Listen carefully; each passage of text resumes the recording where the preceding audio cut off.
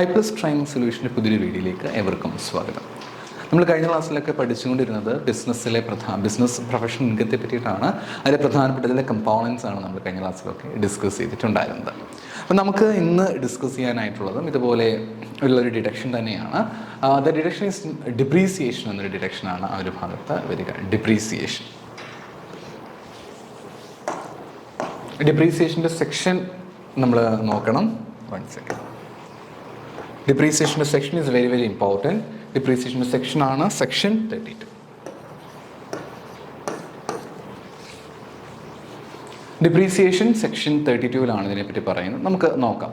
Section 32 allows the deduction in respect of depreciation resulting from the diminution or exhaustion of the value of certain capital asset. നമുക്ക് അറിയുന്ന point തന്നെ വീണ്ടും പറയുന്നത് capital അസറ്റിന്റെ value decrease ചെയ്യുമ്പോഴാണ് നമുക്ക് ശരിക്കും പറഞ്ഞാൽ എന്ത് സംഭവിക്കുക എന്ന് പറയുന്നത്, ഡിപ്രീസിയേഷൻ സംഭവിക്കുന്നത് നമുക്ക് അറിയുന്ന പോയിന്റാണ്. Then, the explanation to this section provides that the deduction on account of depreciation shall be made compulsorily whether or not the SSC has claimed deduction computing the total income. നമുക്ക് ചില സമയത്ത് depreciation നമുക്ക് charge ചെയ്യണം. അത് sometimes compulsory ആയിട്ടുള്ള കാര്യം തന്നെയാണ്. പക്ഷെ ഓർക്കേണ്ട കാര്യം, നമ്മൾ ഇപ്പം ചെയ്തു വെച്ചിരിക്കുന്ന ഡിപ്രീസിയേഷൻ എന്ന് പറയുന്നത് നമ്മുടെ രീതിക്കായിരിക്കും.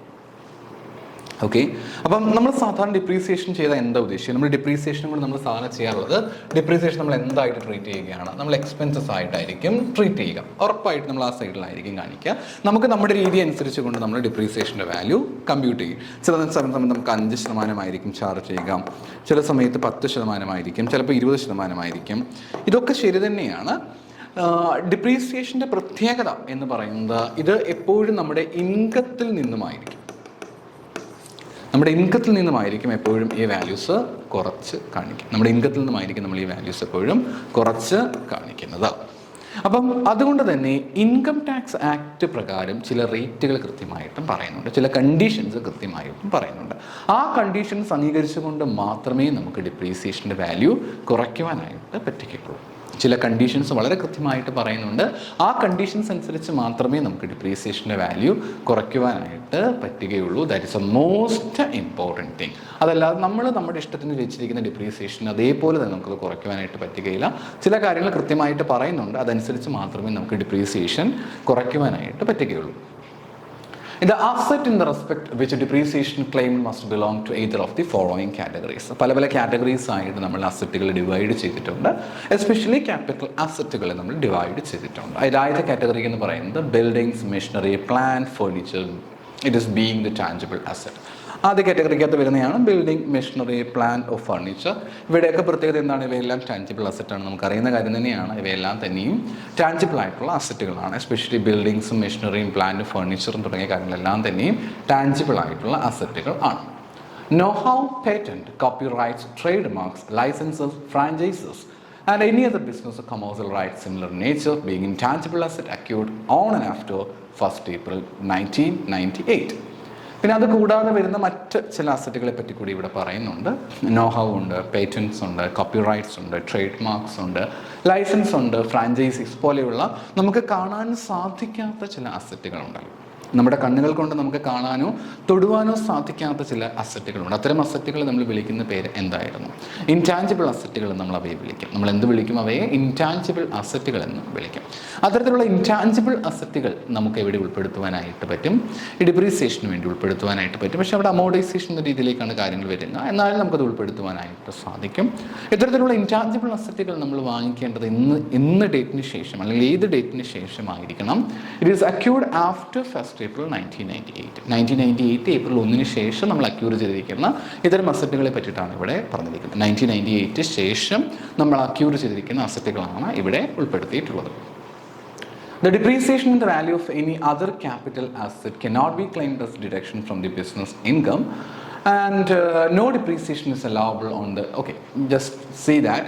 ഇനി ഈ പറഞ്ഞ 2 കാറ്റഗറിക്കകത്തും ഉൾപ്പെടാത്ത മറ്റ് അസറ്റുകളൊക്കെ ഉണ്ട്. ഈ പറഞ്ഞ 2 കാറ്റഗറിക്കകത്തും ഉൾപ്പെടാതെ വരുന്ന മറ്റ് അസറ്റുകളൊക്കെ ഉണ്ട്. അപ്പം അത്തരം അസറ്റുകൾക്ക് നമുക്ക് ഒരിക്കലും ഡിപ്രീസിയേഷൻ നിങ്ങൾ ചാർജ് ചെയ്തു, പക്ഷേ as per the income tax act നമുക്ക് ഡിപ്രീസിയേഷൻ ക്ലെയിം ചെയ്യുവാനായിട്ട് പറ്റുകയില്ല. നമുക്ക് ഡിപ്രീസിയേഷൻ ക്ലെയിം ചെയ്യുവാനായിട്ട് സാധിക്കുകയില്ല.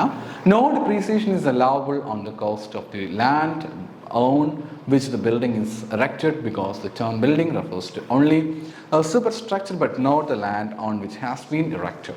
പിന്നെ ലാൻഡിൻ്റെ കാര്യമായിട്ട് ബന്ധപ്പെട്ട് പറഞ്ഞിരിക്കുന്ന കാര്യമാണ്. ഓക്കെ, ഇവിടെ ലാൻഡ് ആൻഡ് പ്ലാൻ തുടങ്ങിയ കാര്യങ്ങളെ പറ്റിയിട്ട് കൃത്യമായിട്ട് പറഞ്ഞിരിക്കുന്നത് ഇങ്ങനെയാണ്. ഈ ലാൻഡും പ്ലാന്റും എന്തോ ആയിക്കൊള്ളട്ടെ, ഇവയുടെ പ്രത്യേകത എന്ന് പറഞ്ഞിരിക്കുന്നത് ഇത്തരം കാര്യങ്ങൾ it must be connected with business. ബിസിനസ്സുമായിട്ട് കണക്ട് ചെയ്തിട്ടുള്ള ലാൻഡും പ്ലാന്റും മാത്രമേ നമുക്ക് ഡിഡക്ഷൻ ക്ലെയിം ചെയ്യുവാനായിട്ട് പറ്റുകയുള്ളൂ എന്നുള്ള കാര്യം കൃത്യമായിട്ടും പറയുന്നുണ്ട്. The word plant does not include an animal, human body, stock and trade. വളരെ വ്യക്തമായിട്ട് തന്നെ ഇവിടെ പറഞ്ഞിരിക്കുകയാണ്. നമുക്ക് പ്ലാന്റ് എന്ന് പറയുമ്പോഴത്തേക്ക് ആ പ്ലാന്റിൽ എന്ത് ഉൾപ്പെടുവാനായിട്ട് നമുക്ക് പറ്റുകയില്ല? Animals, human body, stock and trade നമുക്ക് ഉൾപ്പെടുത്തുവാനായിട്ട് പറ്റുകയില്ല. എന്തൊക്കെ ഉൾപ്പെടുത്താൻ പറ്റുകയില്ല? അനിമൽസിനെ പറ്റിയുള്ള കാര്യങ്ങൾ നമുക്ക് ഉൾപ്പെടുത്തുവാൻ പറ്റുകയില്ല. Human body, stock and trade തുടങ്ങിയ കാര്യങ്ങൾ നമുക്ക് എവിടെ ഉൾപ്പെടുത്തുവാനായിട്ട് പറ്റുകയില്ല? പ്ലാന്റ് എന്ന വാക്ക് നമുക്ക് ഉൾപ്പെടുത്തുവാനായിട്ട് പറ്റുകയില്ല. ഓർത്ത് വെക്കണം കേട്ടോ. പ്ലാന്റ് നമുക്ക് എന്ത് ഉൾപ്പെടുത്തുവാനായിട്ട് പറ്റുകയില്ല? അനിമൽസ് കണക്ട് ചെയ്ത കാര്യങ്ങൾ, ഹ്യൂമൻ ബോഡി കണക്ട് ചെയ്ത കാര്യങ്ങൾ, സ്റ്റോക്ക് ആൻഡ് ട്രേഡ് തുടങ്ങിയ കാര്യങ്ങളൊന്നും നമുക്കിതിൽ ഉൾപ്പെടുത്തുവാനായിട്ട് പറ്റുകയില്ല. Thus plant includes all goods, chattels, fixed or movable, which a businessman keeps for the employment in his business with some degree of durability. Plants എന്ന് പറഞ്ഞു കഴിഞ്ഞാൽ ഒരു ബിസിനസ്സിൻ്റെ പർപ്പസിന് വേണ്ടിയിട്ട്, എസ്പെഷ്യലി സം ഡ്യൂറബിൾ, കുറച്ച് നാളത്തേക്ക് ആവശ്യത്തിന് വേണ്ടിയിട്ട് നമ്മൾ ഉൾപ്പെടുത്തിയിട്ടുള്ള ലാൻഡ് മീൻസ് മറ്റുള്ള എക്യുപ്മെൻറ്റ്സ്, മറ്റ് കാര്യങ്ങളൊക്കെയാണ് നമ്മൾ പ്ലാന്റ്സ് ആയിട്ട് ഉൾപ്പെടുത്തുന്നത്. അതിനകത്ത് ഹ്യൂമൻ ബോഡി, അനിമൽസ്, അതേപോലെ സ്റ്റോക്ക് ആൻഡ് ട്രേഡ് ഈ കാര്യങ്ങളൊന്നും ഉൾപ്പെടുത്തുവാനായിട്ട് സാധിക്കുകയില്ല. അല്ലാതെ നമ്മൾ ഉൾപ്പെടുത്തുന്ന കാര്യങ്ങളൊക്കെയാണ് നമുക്ക് പ്ലാന്റ്സിൽ പറയുവാനായിട്ട് പറ്റുക. Similarly, the term building includes within the scope road, bridges, culverts, wells, tubewells, etc. ഇനി ബിൽഡിംഗ് എന്ന് പറയുമ്പോൾ അതിനകത്ത് എന്തൊക്കെ കാര്യങ്ങൾ ഉൾപ്പെടുത്തുവാനായിട്ട് പറ്റുമെന്നാണ് പറയുന്നത്? Roads, bridges, culverts, wells, tubewells തുടങ്ങിയ കാര്യങ്ങളൊക്കെ തന്നെ നമുക്ക് ബിൽഡിംഗ് ആയിട്ട് ഉൾപ്പെടുത്തുവാനായിട്ട് പറ്റും. The asset should be actually used by the assessee for the purpose of his business during the previous year. The asset should be actually used by the assessee for the purpose of his business during the previous year. The asset must be put to use at any time during the previous year. Okay. One second.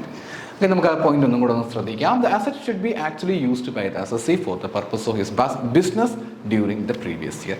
Previous ഇയറിൽ അയാൾ asset എന്ത് ചെയ്തിരിക്കണം? അയാളുടെ ബിസിനസ്സിന് വേണ്ടി മസ്റ്റായിട്ടും use ചെയ്തിട്ടുണ്ടായിരിക്കണം. എങ്കിൽ മാത്രമേ നമുക്ക് അതിന് ഡിപ്രീസിയേഷൻ ക്ലെയിം ചെയ്യാനായിട്ട് പറ്റുകയുള്ളൂ. ആ ആസറ്റ് മസ്റ്റായിട്ടും പ്രീവിയസ് ഇയറിൽ എന്തിനു വേണ്ടി ഉപയോഗിച്ചിട്ടുണ്ടായിരിക്കണം? തീർച്ചയായിട്ടും അത് അയാളുടെ ബിസിനസ്സിന് വേണ്ടി തീർച്ചയായിട്ടും യൂസ് ചെയ്തിട്ടുണ്ടായിരിക്കണം.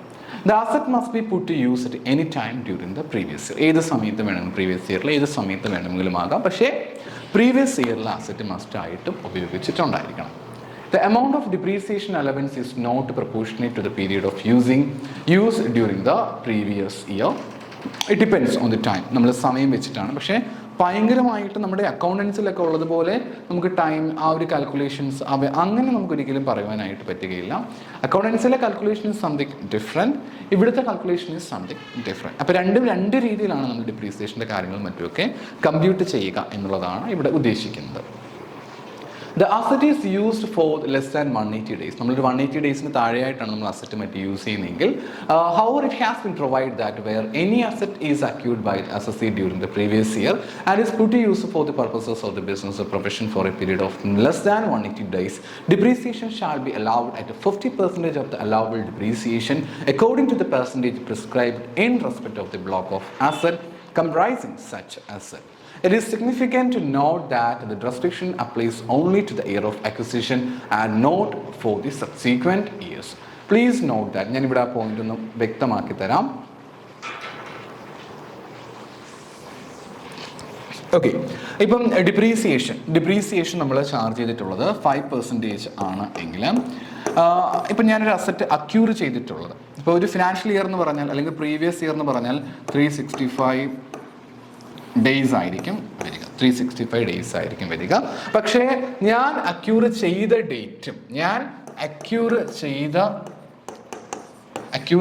ഡേറ്റും ആ ഫിനാൻഷ്യൽ ഇയറിൻ്റെ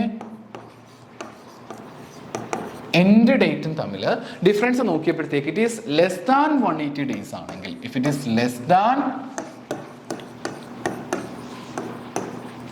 ലെസ് ദാൻ 182 ഡേയ്സ് ആണെങ്കിൽ ഈ 5% സ്ഥാനത്ത് നമ്മൾ എത്രമാത്രം ചാർജ് ചെയ്താൽ മതി? 2.5% മാത്രം ചാർജ് ചെയ്താൽ മതി. ഓക്കെ, സപ്പോസ് അസറ്റിന്റെ റേറ്റ് എന്ന് പറഞ്ഞിരിക്കുന്നത് ആ ഡിപ്രീസിയേഷൻ റേറ്റ് 10% ആണെങ്കിൽ നമ്മൾ എത്രമാത്രം ചാർജ് ചെയ്താൽ മതി? 5% മാത്രം ചാർജ് ചെയ്താൽ മതി. ബിക്കോസ് അതാണ് ഇവിടെ പറഞ്ഞിരിക്കുന്നത്. നമ്മളൊരു അസറ്റ് അക്യൂർ ചെയ്ത ഡേറ്റും അക്യൂർ ചെയ്ത ആ ഡേറ്റ് നമ്മൾ ചിലപ്പോൾ അക്യൂർ ചെയ്തത് ചിലപ്പോൾ 180 ഡേയ്സിന് താഴെ ആയിരിക്കും. 365 ഡേയ്സ് ആണ് ഒരു പ്രീവിയസ് ഇയറിലുള്ളത്. പക്ഷെ നമ്മൾ അക്യൂർ ചെയ്ത ഡേറ്റ് മേ ബി ചിലപ്പോൾ ഇപ്പം ഡേറ്റ് ആരംഭിക്കുന്നത് ഏപ്രിൽ മാസം 1 തുടങ്ങി മാർച്ച് 31 വരെയാണല്ലോ. അപ്പോൾ ഞാൻ ഈ അസറ്റ് മേ ബി വാങ്ങിച്ചിരിക്കുന്നത് നവംബറിലാണെന്ന് കരുതുക, അല്ലെങ്കിൽ ജാനുവരിയിലാണെന്ന് കരുതുക. ജനുവരി ആണെങ്കിൽ എൻഡ് ചെയ്യുമ്പോഴത്തേക്ക് മാർച്ച് 31 അത് എൻഡ് ചെയ്യുന്നത്. അങ്ങനെ ആകുമ്പോഴത്തേക്ക് എനിക്ക് എത്ര നാൾ മാത്രമേ സമയമുള്ളൂ? ജാനുവരി ഒരു 31 വരെ സമയമുണ്ട്, ഫെബ്രുവരി മേ ബി 28 കൂട്ടാം, മാർച്ച് 31 ആണ്. എല്ലാം കൂടെ ആകുമ്പോഴത്തേക്ക് 10, 15, 7, 8, 90 ഡേയ്സ് മാത്രമാണ് എനിക്കത് യൂസ് ചെയ്യാനായിട്ട് പറ്റുള്ളൂ. 90 ഡേയ്സ് മാത്രമേ എനിക്കത് യൂസ് ചെയ്യാനായിട്ട് പറ്റുള്ളൂ. അങ്ങനെ വരുന്ന കേസുകളിൽ നമുക്ക് 10% വരുന്ന സ്ഥാനത്ത് 5% മാത്രം ഡിപ്രീസിയേഷൻ ക്ലെയിം ചെയ്യാൻ പറ്റുകയുള്ളൂ. അവിടെ ഓർക്കേണ്ട കാര്യം, അസറ്റ് അക്യൂർ ചെയ്യുന്നതുമായിട്ട് ബന്ധപ്പെട്ട് മാത്രമാണ് പറയുന്നത്. ആ ഒരു വർഷത്തെ കാര്യം മാത്രമേ ഉള്ളൂ. പിന്നീട് നമ്മൾ ചെയ്യുന്ന സബ്സീക്വന്റ് ഇയേഴ്സ് ഉണ്ടല്ലോ, സബ്സീക്വന്റ് ഇയേഴ്സിലൊന്നും തന്നെയും ഈ വിഷയം വരുന്നില്ല. സബ്സീക്വന്റ് ഇയേഴ്സിലെല്ലാം നമുക്ക് എന്ത് ക്ലെയിം ചെയ്യാനായിട്ട് പറ്റും? ഇപ്പോൾ 30%, 10% ആണെങ്കിൽ സബ്സീക്വന്റ് ഇയേഴ്സിലെല്ലാം നമുക്ക് 10% ക്ലെയിം ചെയ്യാനായിട്ട് പറ്റും. അല്ലാതെ ഇനീഷ്യൽ ഇയേഴ്സിൽ മാത്രം, അത് അക്യൂർ ചെയ്യുന്ന ഡേറ്റിൽ മാത്രം ഈ പറഞ്ഞിരിക്കുന്ന റൂള് ആപ്ലിക്കബിൾ ആയിരിക്കും. അല്ലാത്ത ദിവസമയങ്ങളൊന്നും ഈ റൂളിന് പ്രശ്നമില്ല, ക്ലെയിം ചെയ്യുന്നതിനൊക്കെ പ്രോബ്ലംസ് ഇല്ല.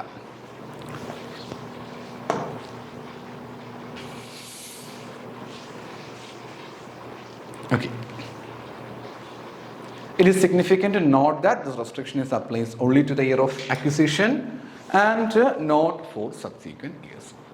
And if the assets are not used exclusively for the business of the SSC but for other purpose as well, the depreciation allowable would be a proportionate part of the depreciation allowance to which the SSC would be otherwise entitled. This provided in the section 38. ഇപ്പോൾ ചില സമയത്തൊക്കെ നമ്മളൊരു asset വാങ്ങിക്കാം, may be ഒരു car എന്ന് പറഞ്ഞൊരു അസറ്റാണ്.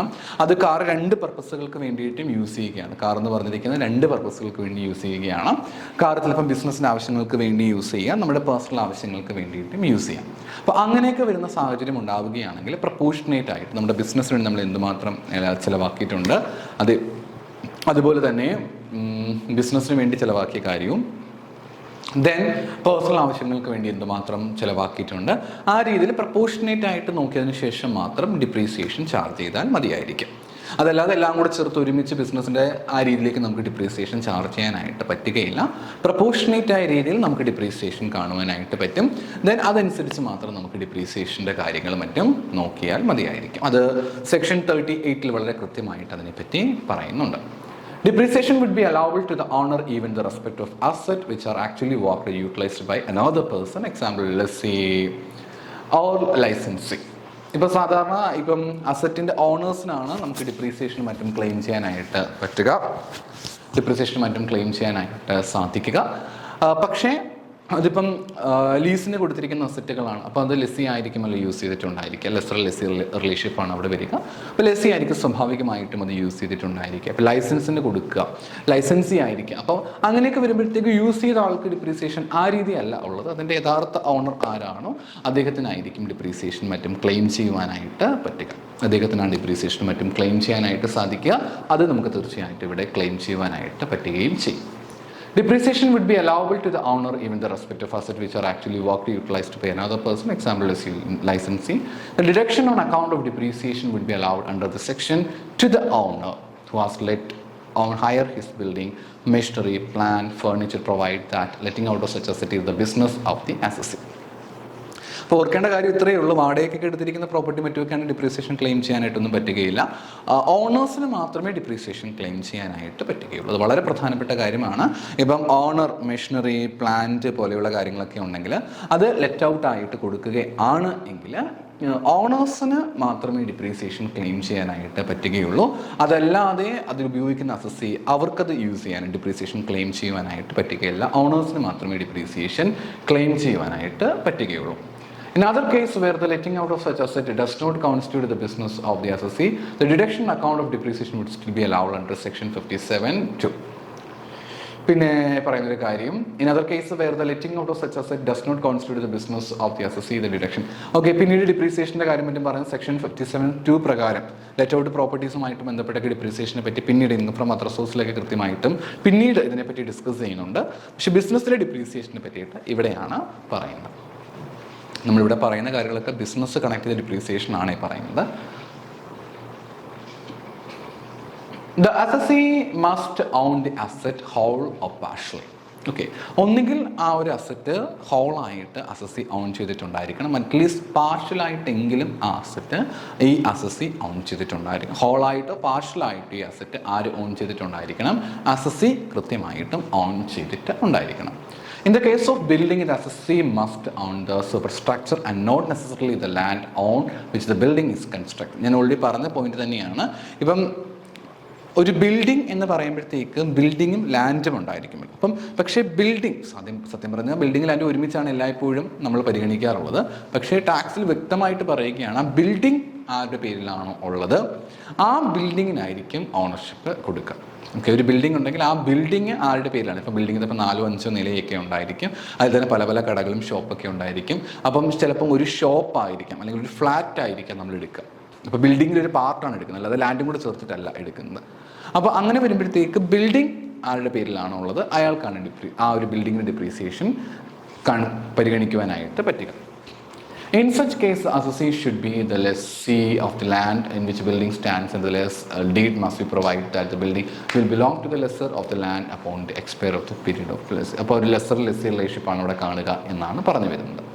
Thus, no depreciation will be allowed to an assessee in respect of an asset which does not own but only uses or hire for the purpose of his business.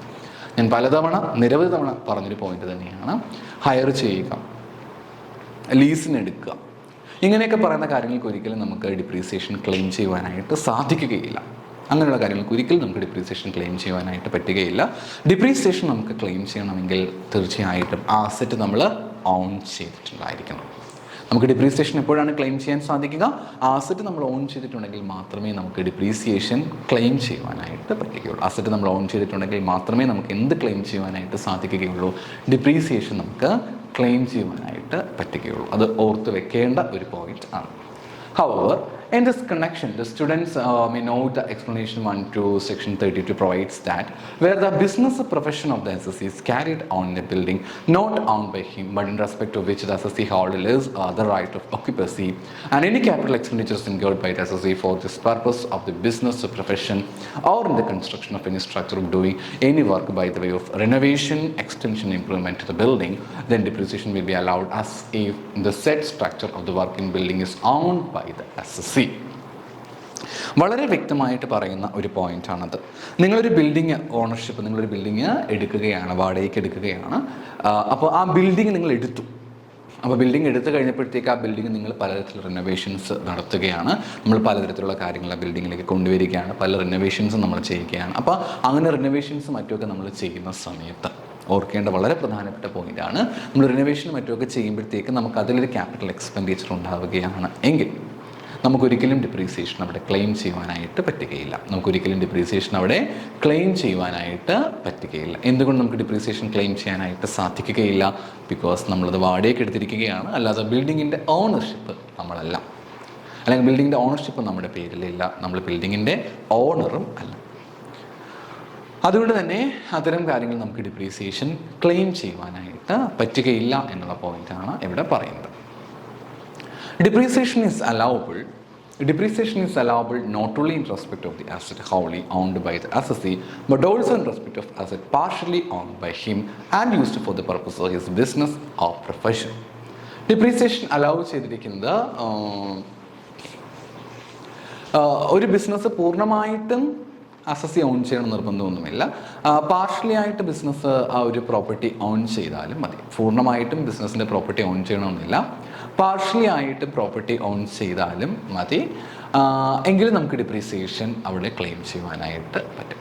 ഹോളായിട്ട് on ചെയ്യണമെന്ന് നിർബന്ധമൊന്നുമില്ല, partially ആയിട്ട് on ചെയ്താലും മതി. പക്ഷേ നമ്മുടെ ബിസിനസ്സിന് വേണ്ടി ഉപയോഗിച്ചിരിക്കുകയാണെങ്കിൽ നമുക്കവിടെ ഡിപ്രീസിയേഷൻ ക്ലെയിം ചെയ്യുവാനായിട്ട് പറ്റും. നമുക്കവിടെ ഡിപ്രീസിയേഷൻ ക്ലെയിം ചെയ്യുവാനായിട്ട് സാധിക്കും. Okay,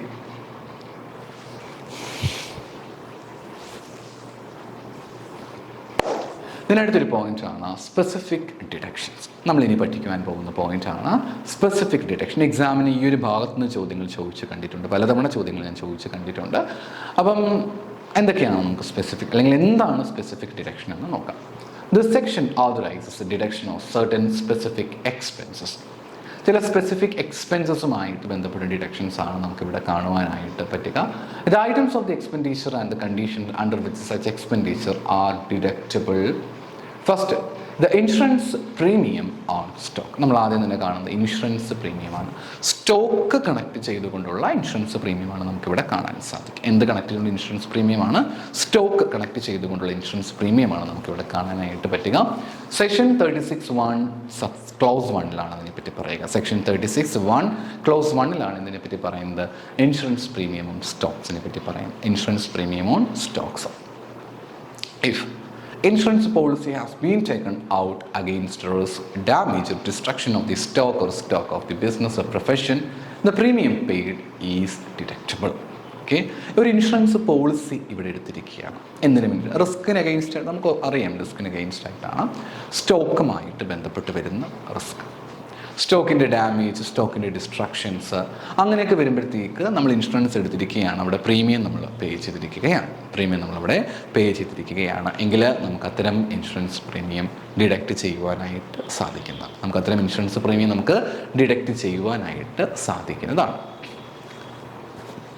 But the premium in respect of any insurance undertaking on any other purpose is not allowable under this clause. ഈ ഒരു ക്ലോസ് പ്രകാരം കൃത്യമായിട്ടും പറയുന്നത് ഇങ്ങനെയാണ്. നമ്മൾ ഈ ഒരു ക്ലോസ് പ്രകാരം നമ്മൾ ഇൻഷുറൻസ് പ്രീമിയം എടുത്തിരിക്കുന്നത് മറ്റേതെങ്കിലുമൊക്കെ പർപ്പസുകൾക്ക് വേണ്ടിയിട്ടാണെങ്കിൽ, നമ്മൾ ഇൻഷുറൻസ് പ്രീമിയം എടുത്തിരിക്കുന്നത് മറ്റേതെങ്കിലുമൊക്കെ പർപ്പസുകൾക്ക് വേണ്ടിയിട്ടാണെങ്കിൽ നമുക്കൊരിക്കലും ഡിഡക്ഷൻ ഈ ഒരു ക്ലോസ് പ്രകാരം ക്ലെയിം ചെയ്യുവാനായിട്ട് പറ്റുകയില്ല. ഈ ഒരു ക്ലോസ് പ്രകാരം നമുക്ക് മറ്റ് പർപ്പസുകൾ നമുക്ക് ഡിഡക്ഷൻ അത് എടുത്തിട്ടുണ്ടെങ്കിൽ നമുക്ക് ഡിഡക്ഷൻ ക്ലെയിം ചെയ്യുവാനായിട്ട് സാധിക്കുകയില്ല. Insurance on health of employees. എംപ്ലോയീസിൻ്റെ ഹെൽത്തുമായിട്ട് ബന്ധപ്പെട്ട് നമ്മൾ ഇൻഷുറൻസ് എടുത്തിട്ടുണ്ടെങ്കിൽ, insurance on health of employees section 36(1)(1)(b)ലാണ് ഇതിനെപ്പറ്റി പറയുന്നത്. ഹെൽത്ത്, നമ്മുടെ അവിടെയുള്ള എംപ്ലോയീസ് ഉണ്ട്, അപ്പോൾ അവരുടെ ഹെൽത്ത് കണക്ട് ചെയ്തുകൊണ്ട് നമുക്ക് തീർച്ചയായിട്ടും ഇൻഷുറൻസ് എടുത്തേ മതിയാവുകയുള്ളൂ. അങ്ങനെ നമ്മൾ ഇൻഷുറൻസ് എടുക്കുന്നുണ്ടെങ്കിൽ അതിനെ കണക്ട് ചെയ്ത പോയിന്റാണ് ഇവിടെ കൊടുത്തിരിക്കുന്നത്. This clause seeks to allow a deduction to an employer in respect of the premium paid by him by check to effect out to the force and insurance on health of his employees in accordance with the scheme framed by. Okay, അപ്പോൾ എംപ്ലോയർക്ക് വേണമെങ്കിൽ അതിൽ deduction claim ചെയ്യാനായിട്ട് പറ്റും. കാരണം നല്ലൊരു പ്രവൃത്തിയാണ് അദ്ദേഹം അവിടെ ചെയ്യുന്നത്, എംപ്ലോയിക്ക് വേണ്ടി എംപ്ലോയർ ഇൻഷുറൻസ് പ്രീമിയം അടയ്ക്കുന്ന കാര്യം. അപ്പോൾ ചില സ്കീംസിൻ്റെ അടിസ്ഥാനത്തിൽ ഇങ്ങനെ എടുത്താൽ മാത്രമേ അവർക്ക് ഡിഡക്ഷൻ ക്ലെയിം ചെയ്യാനായിട്ട് പറ്റുകയുള്ളൂ. അപ്പോൾ ഏതൊക്കെ സ്കീമാണ് നോക്കാം. ഒന്ന്, the General insurance Corporation of India, that is approved by the central government. Central government approve ചെയ്തിരിക്കുന്ന ജനറൽ ഇൻഷുറൻസ് കോർപ്പറേഷൻ, GIC എന്ന് പറയും. GIC പ്രകാരമാണ് നമ്മൾ ഇൻഷുറൻസ് എടുത്തിട്ടുള്ളതെങ്കിൽ, ജനറൽ ഇൻഷുറൻസ് കോർപ്പറേഷൻ്റെ കാര്യമാണ് പറയുന്നത്, സെൻട്രൽ ഗവൺമെൻറ് ആ ഒരു സ്കീം പ്രകാരമാണ് ഇൻഷുറൻസ് എടുത്തിട്ടുള്ളതെങ്കിൽ അത് another insurer and approved by the IRD അപ്രൂവ് ചെയ്തിരിക്കുന്ന വേറെ ഏതെങ്കിലും രീതിയിൽ നമ്മൾ ഇൻഷുറൻസ് ആ രീതിയിലാണ് എടുത്തിട്ടുള്ളതെങ്കിൽ തീർച്ചയായിട്ടും നമുക്ക് ഡിഡക്ഷൻ ക്ലെയിം ചെയ്യുവാനായിട്ട് സാധിക്കുന്നതാണ്. അപ്പം നല്ലൊരു കാര്യം തന്നെയാണ് ഇവിടെ എടുത്തിരിക്കുന്നത്. എംപ്ലോയർ എംപ്ലോയിക്ക് വേണ്ടിയിട്ട് ഇൻഷുറൻസ് എടുത്തിരിക്കുകയാണ്. നല്ലൊരു പ്രവൃത്തിയാണ് അദ്ദേഹം ഇവിടെ ചെയ്തിരിക്കുന്നത്.